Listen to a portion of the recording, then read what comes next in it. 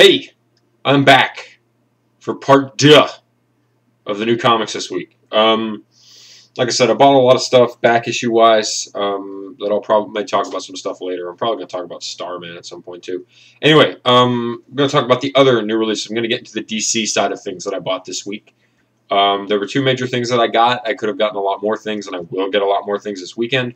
But these were the 2 things that screamed out at me. First off, we're going to talk about Brightest Day, number 5, with a great Hawkman cover by David Finch. Now, Brightest Day, I don't think I've talked about Brightest Day so far. But Brightest Day has been the natural thematic follow-up to Blackest Night. Blackest Night, Brightest Day, part of the Green Lantern Oath. And in this series, it's almost an anthology series, because we've got Jeff Johns, writer of Blackest Night, and Peter Tomasi, who wrote Green Lantern Corps, along with a lot of Blackest Night books. They are teaming up to write this, and it follows the stories of some of the resurrected from Blackest Night. So there's a little bit of a spoiler for Blackest Night there, but the Blackest Night hardcover came out today, so go out and buy it. You won't have to spoil it if you haven't read it yet. But the series follows. We've got 4 or 5. We've got the Hawks, which is being drawn by the great Ardian Syaf, who's a newcomer at DC, who's also doing Green Lantern Corps right now. He did a lot of Blackest Night books as well. Ivan Rice is handling the Aquaman segments as well as the Deadman segments. Scott Clark is handling the Firestorm segments, and Patrick Gleason is handling the Martian Manhunter segments. Now this story, this issue, and the last issue too, both didn't have Martian Manhunter segments. The implication at the end of the issue, though, is that next issue will have a fairly big Martian Manhunter presence. Last issue had a pretty big Hawkman reference, as well as a little bit of Firestorm, and then a lot of Aquaman and Deadman. This issue has a lot of Aquaman and Deadman, and a little bit of the Hawks as well. So Ivan Rice and Ardian Syaf are the only pencilers on this issue. I'm assuming next issue we'll get a heavy Martian Manhunter reference, because the ending caption on the issue is who is the Martian Hunter. So I assume we'll see them there. So if you're waiting for the Martian Manhunter or anything like that, if you're not, it's coming. Anyway, the issue is we're starting to get a little bit into the Boston Brand mission. Basically, Boston Brand at the end of last issue was tasked by Hank Hall, another one of the resurrected, into resurrecting Don Hall, his brother, the original Dove. So in this issue, Deadman tries to do that with Hawk and the new Dove, Dawn Granger. Dawn Granger? No, I'm probably getting that wrong. But she's there with Hawk, and they tries to resurrect Don Hall, his brother, and he can't do it. It won't let him do it. So then he turns and tries to resurrect Holly Granger, the second Hawk, and we don't get to see the result of that. I assume that's next issue.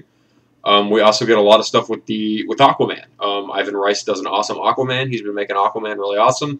We get kind of a veiled reference to the oil spill here.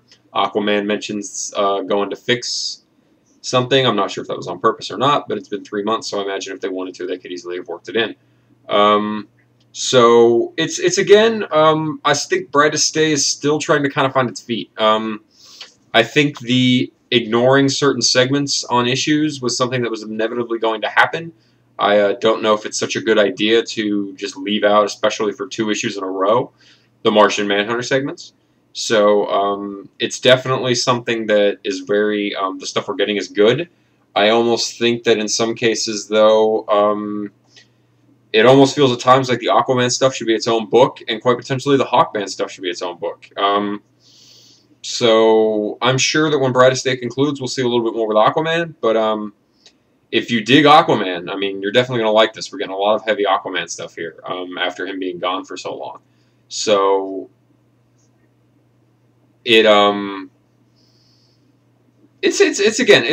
not bad. I just think the Brightest Day is still trying to find its feet a little bit. We've got great artwork from Ivan Rice, who I really, really like for Blackest Night, and Ardian Syaf is doing some really great work on the Hawkman stuff, and I wouldn't mind seeing either of them take on ongoing series for those characters once Brightest Day's finished. Anyway, let's kick into probably my pick of the week, just because it was so badass, is Batman and Robin 13 by Grant Morrison and Fraser Irving, with a great cover there by Frank Whiteley. Man, this is getting heavy.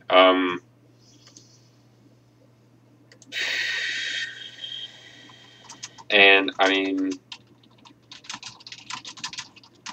Grant Morrison has been building this Batman story for a long time, all the way to Batman and Son, which was 2006. So I mean, you're talking 4 years now. This begins the next arc. Batman and Robin must die, and the issue opens up with presumably Thomas Wayne coming back to Gotham to resume, I guess, where he left off after being presumed dead. I mean, Bruce Wayne's father, back. And then we flash back to 3 days previous, where we actually see, and that ends with a pretty heavy moment where we're kind of concerned at this point. And then we flash back to 3 days previous, where we pick up not long after the reveal from issue 12 of, spoiler alert, Oberon Sexton being revealed as the Joker. And then the Joker and Batman kind of have a dialogue about the whole segment of events that have led us to this point. And it's great characterization, a great work on the Joker from Grant Morrison, and we get some great artwork from Fraser Irving, who did Batman Return of Bruce Wayne #2, which is why I assume this book was a little bit delayed. So we get great stuff there. I mean, the Frank Whiteley cover with the Joker there is also quite awesome. And, I mean, honestly, this is the issue where it starts to hit the fan, even bigger than stuff like R.I.P. I mean, the Black Glove makes a move, a big move, and it gets really heavy. There's that word, heavy, again. Grant Morrison is really throwing out all the stops for this. I mean, he is doing everything he can, and we know that Fraser Irving's on for this 3-issue arc, and then following him will be Cameron Stewart coming back. Cameron Stewart did issues 7, 8, and 9 of Batman and Robin, and he will be the first artist to actually do a repeat run. Initially, Cameron Stewart was going to do Batman: The Return of Bruce Wayne #4, but he got taken off of that, I assume, to go back to Batman and Robin, and George Genti will be doing Return of Bruce Wayne #4.